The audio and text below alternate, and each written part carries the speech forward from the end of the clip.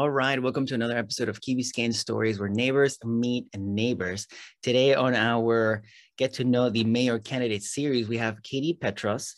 She was past Key Biscayne Council member from 2016 to 2020, former PTA president and school board member for St. Stephen's School, chairperson of the Key Biscayne Dog Park Committee, and is currently a financial analyst for Pilot. It's a startup that runs the financial part of other startups.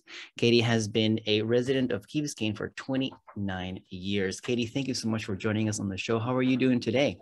I'm great, Alejandro. Thank you so much for having me and providing this opportunity for the residents of Key Biscayne to get to know me a little better in a different platform. I'm excited. So let's dive right in. What is the best piece of advice you have ever been given? I'm a big fan of a famous speech that was made by Teddy Roosevelt. It was called Citizenship of the Republic, but it's more commonly known as the man in the arena. And the message in that short and powerful speech is centered around taking chances and never giving up. And he was speaking specifically about public service. It reminds us to not focus on the critics, to accept that we all make mistakes and we have setbacks. It's more about how we handle these situations and what we learn from them, and trying to avoid the possibility of loss or error.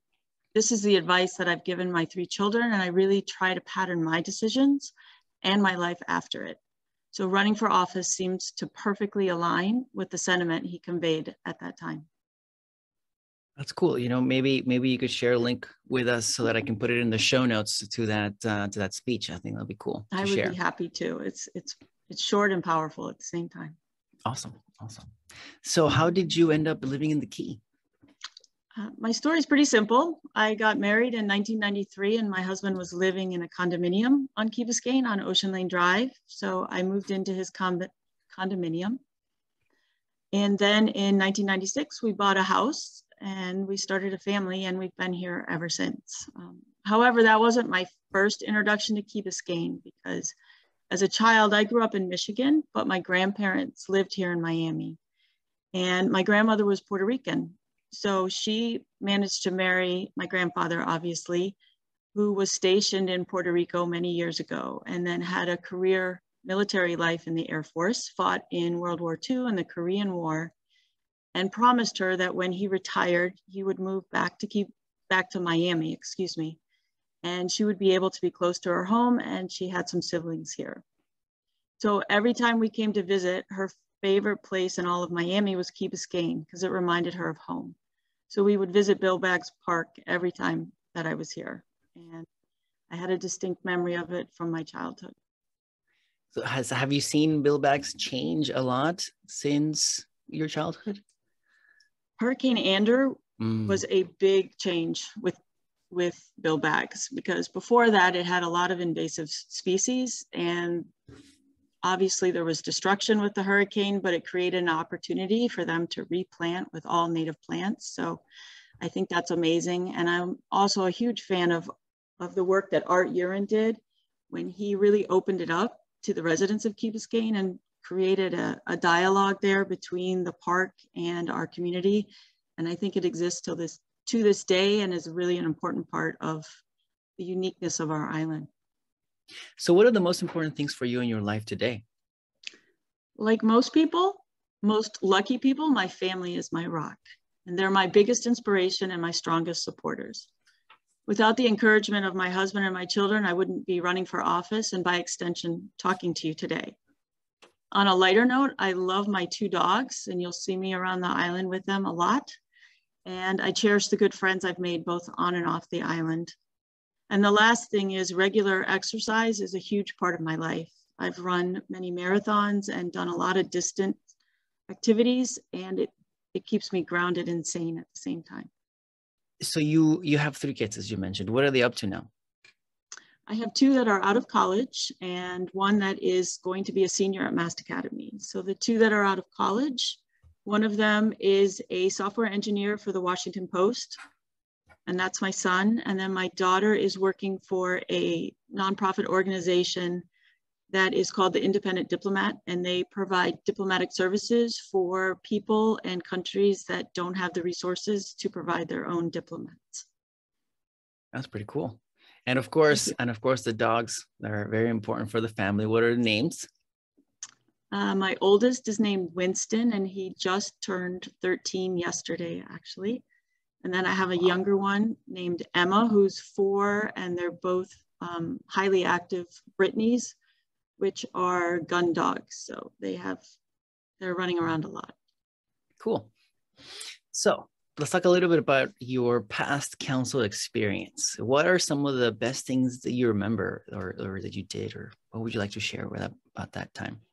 Well, first of all, I enjoyed it immensely, and I found myself looking at our island with entirely different eyes once I started serving and learning all the intricacies that go into not only running our government, but being responsive to the people who are requesting things from our government.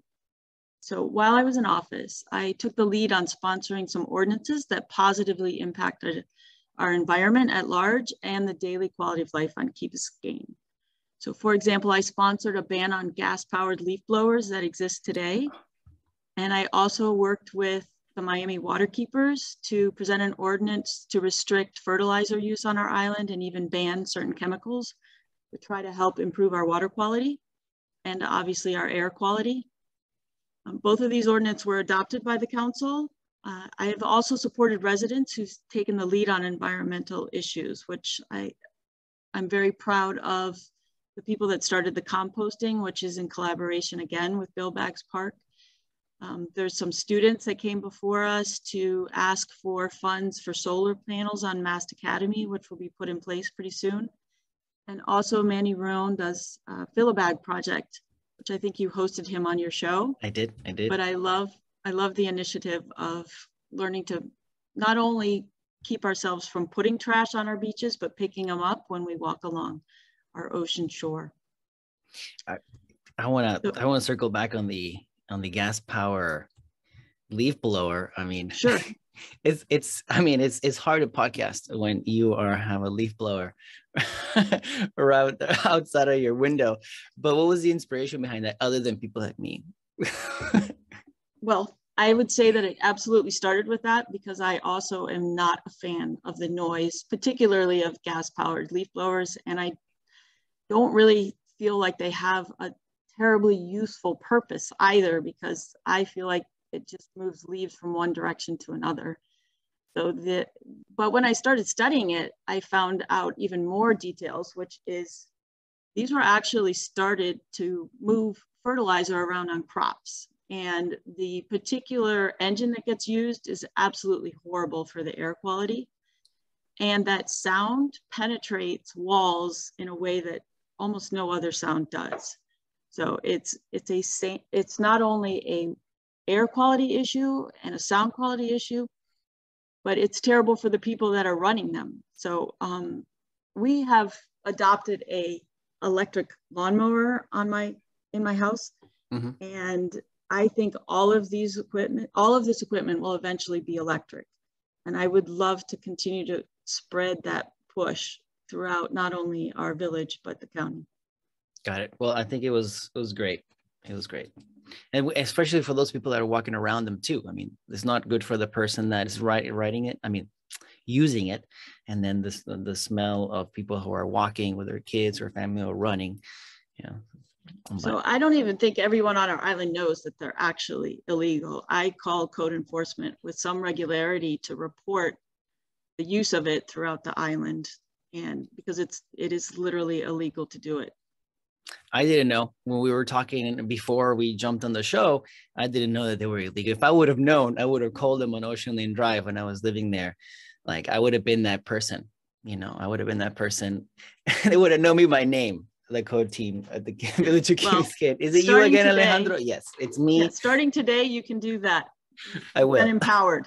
Please join me in my path to try to eliminate all of them on our island. Oh, I will. Oh, I will. So just to mention a couple other things that I did. I was really instrumental in putting an evaluation process in place for what we call the charter employees. There's 3 people that work at the direct behest of the council, which is our village manager, it's our village attorney, and our clerk. And we really didn't, before I got on council, have a way to put in paper an evaluation process. All the other employees of the village get evaluated by the manager because he or she runs the village. But we didn't do that for our charter employees. So the 4 years that I was in office, the first year, it took a year to put it in place. And then we evaluated people for the next 3 years. And I would absolutely want to continue that process. Another thing that I did is at the urging of a resident on Key Biscayne who had unfortunately lost her son to a tragic car accident, he was on a bike and he was hit when someone was looking at their phone. So she had been advocating for tougher laws with texting in cars. And prior to I think it was 2018 that this happened, it was a secondary offense. So you couldn't even be pulled over for texting and driving. So she and I went up to the state and we lobbied to have stricter laws, which were successful that year that we lobbied. And now it's considered a primary offense, so someone can be pulled over. And then in school areas all over the state, you must have a complete handheld ban. You're not allowed to pick up your phone. So I think that improves not only the safety on our island, but throughout the state. You went to Tally? Yes, I went to Tallahassee. And was that I actually went with Fausto Gomez, another candidate for mayor up there. And how was that experience? It was great. I had never spent time in Tallahassee, and I went up 2 times as a council member for that, and then also to advocate for some assistance with our undergrounding and our beach renourishment. But Tallahassee, though, so you met with lawmakers to get the text in the cars, making it a primary offense. Yes, I went before the committees and advocated, and also listened to other stories of people similar to our resident who had had some tragic circumstances. That is pretty cool to go up there. Not that many people go up there, to Yes. fight for the things that they believe in. Can you tell me a little bit more about the evaluation for the 3 charter employees, the manager, the attorney, and the clerk? What was the inspiration behind that? I think that's pretty cool. Well, thank you. The inspiration is that I feel strongly that we need to have records of how people are doing. And it's not so much when everything's going well that we need it, but if things aren't going well, we need documentation to support some actions that we may take. And I also think it's really important to have feedback. The reason it's complicated is because they work for a body, they don't work for a person. So I can sit down and have an evaluation with them, but there's 6 other council members that need to have an evaluation, and we have to be able to delicately handle this in a way that also has a public process, because those evaluations become public records for anybody to look at. And so that makes it sensitive, and you have to be really careful on how you do it. But we spent some time coming up with the form and the process by which we would do it, and I thought it worked quite well. So I'm hoping that's still in place, and I would certainly look to make sure that we did that on a regular basis. And who does the evaluation? Is it the council or the village residents? It's the council, because it makes sense. The residents can't do a full evaluation. I mean, they're doing it informally all the time, I think, looking at how the village is being run and how they feel about it. But no, it makes sense. I mean, feedback is important. Putting together a list of lessons learned, how can we improve from here, is good. It's good for everybody. So I think we also included in the evaluation goals for the next year. So it allowed us to say what we would like to see out of each of these people, and then hear from them what they would like to do. So I think it's a healthy process no matter where you're doing it. Cool. So what inspired you to run for mayor? First of all, I love this community, and I love how passionate the residents feel about it. There's a personal investment here that's remarkably unique. When I ran for council in 2016, I was a newcomer to the political landscape. There are many people that have spent decades helping us. We've all heard the stories of our incorporation, and without the people that chose to make a difference, we would potentially still be with Dade County. And I think we're richer for the things that they did, and I respect that tremendously.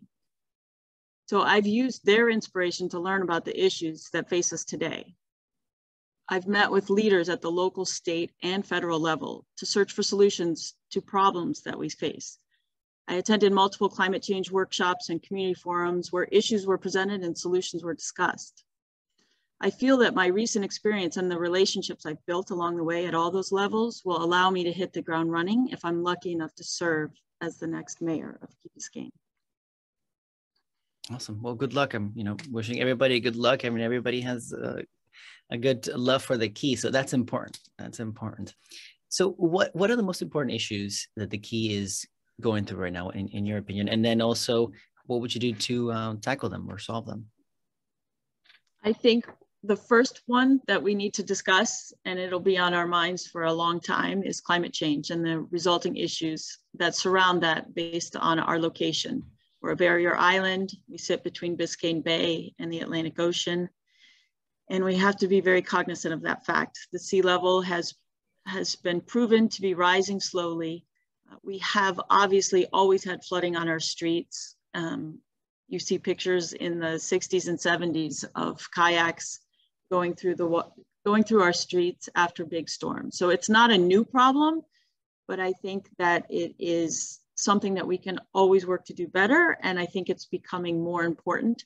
It will affect our insurance rates. It'll affect our ability to get to and from our homes, and we need to take action. So the way I would do this is really a multi-pronged approach. I think that's the only way that we can get success. And number one, we have worked tirelessly, and for the 4 years I was on council, to get into a study with the Army Corps of Engineers, and they would potentially fund renourishment of our beaches for 50 years. Now, there's a lot of conditions that come with that, and we are still trying to find the right study and the right funding. It's just recently been switched. I have stayed in contact with people at the Army Corps on this particular issue, but I think that there's a really good payoff at the end, so we need to continue that fight.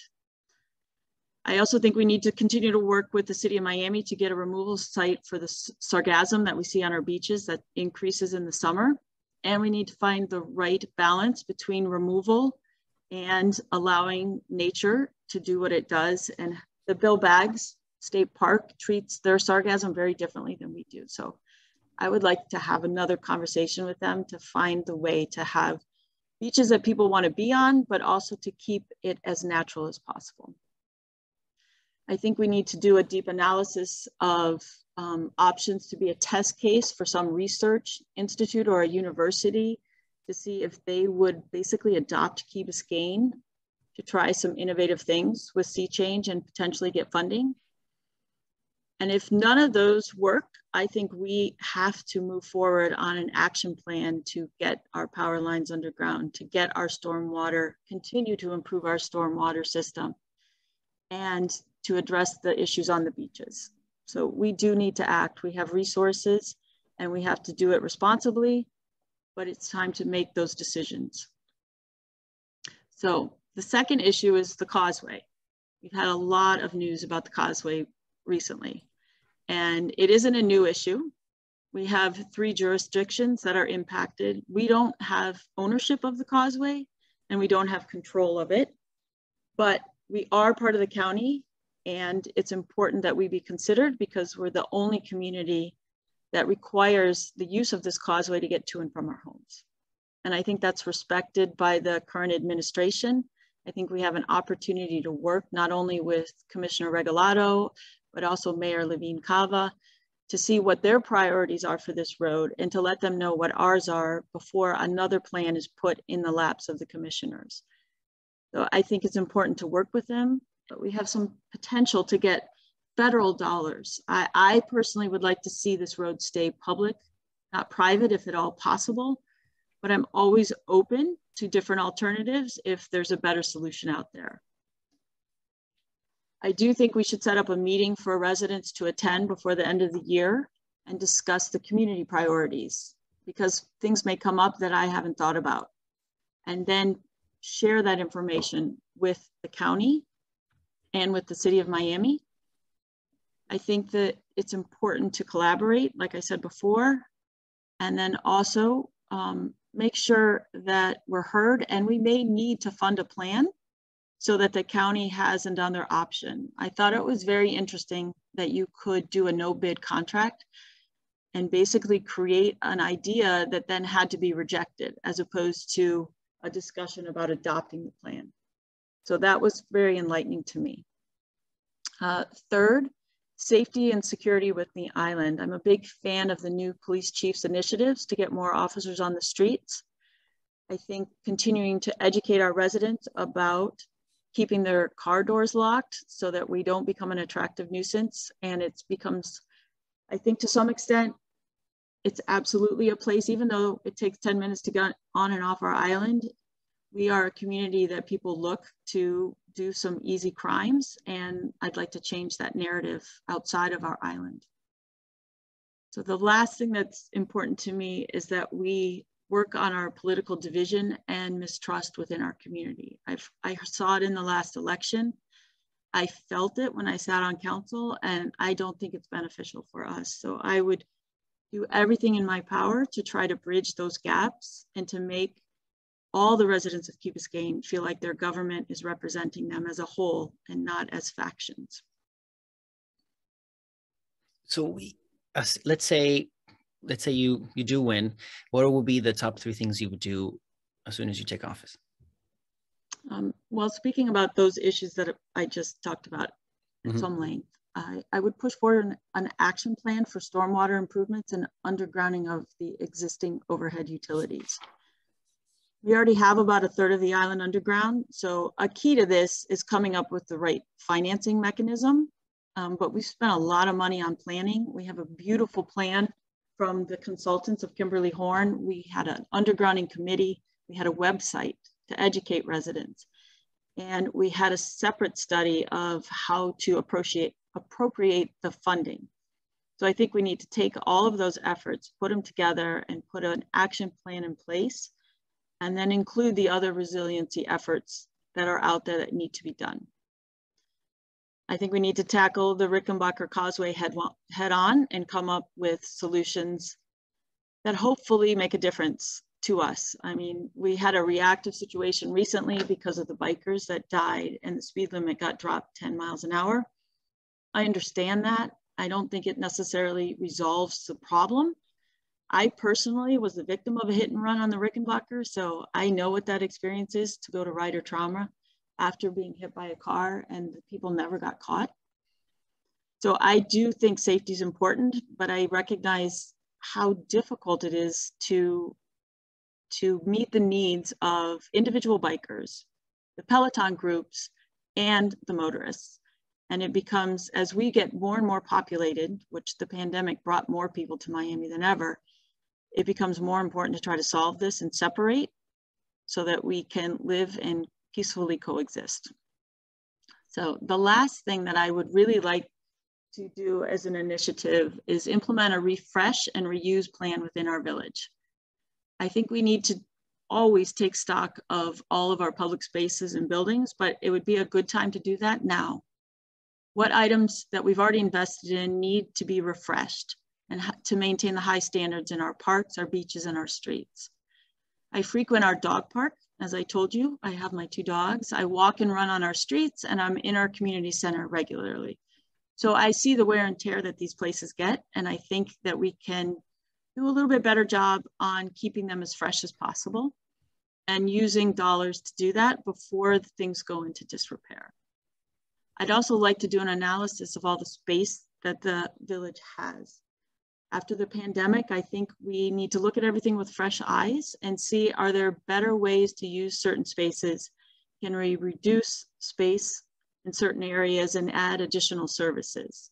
So pretty much every community space we have, our residents tend to fill up, and I think that's fantastic. But I'd like to make sure that we give them the best experience possible in those spaces on a continuum. We are a small village, so our space is limited. So it's always good to take a look at it and see how we're using it, no? Mm-hmm. So how much time do you plan to dedicate to the role of the mayor? I don't have a fixed number of hours to provide you because the demands of the position will fluctuate depending on whatever's happening in current events and in the community. However, with me You have the benefit of evaluating my recent body of work and time on council. Any resident who watched our meetings is well aware that I prepared for every issue at every meeting. I will meet the demands of this new role with the same intensity and respect.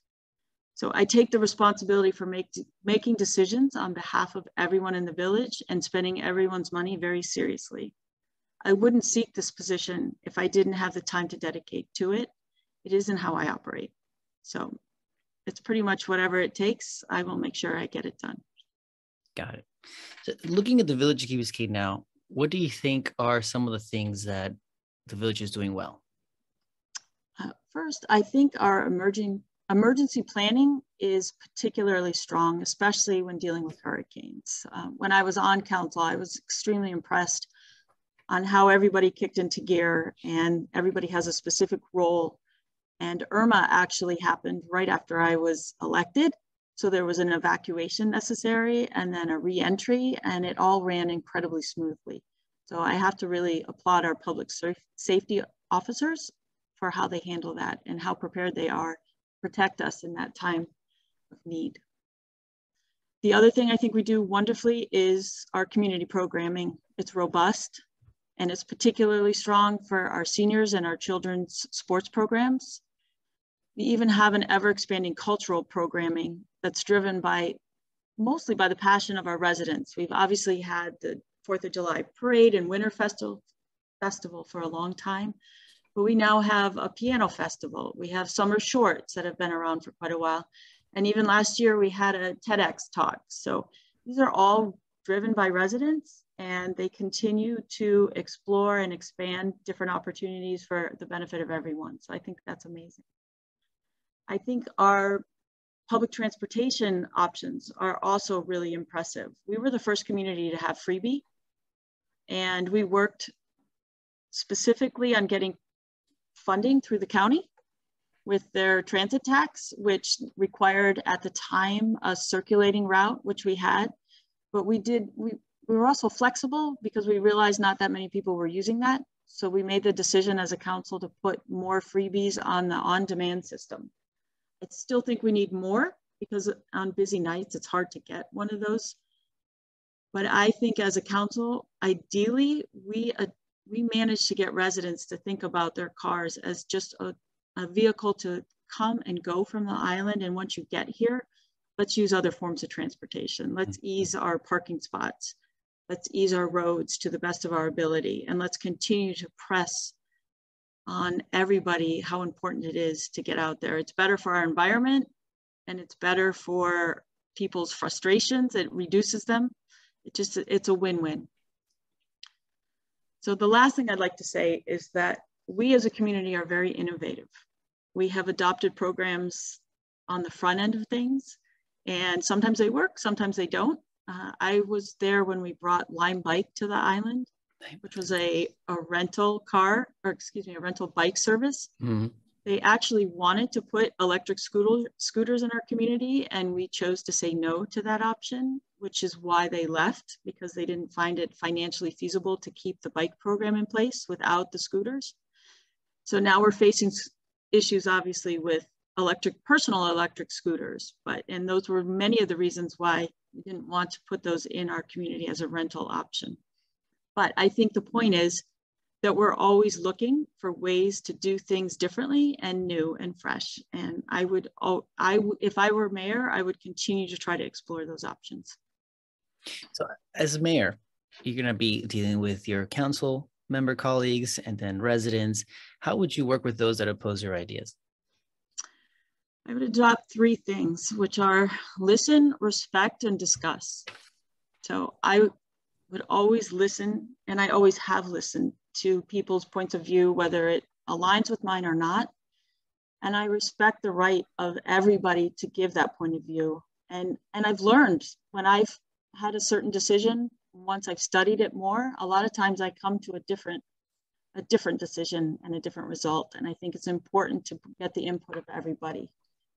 So discussion after listening and respecting someone's view and having a point and a counterpoint to reach a final conclusion, I think is really important.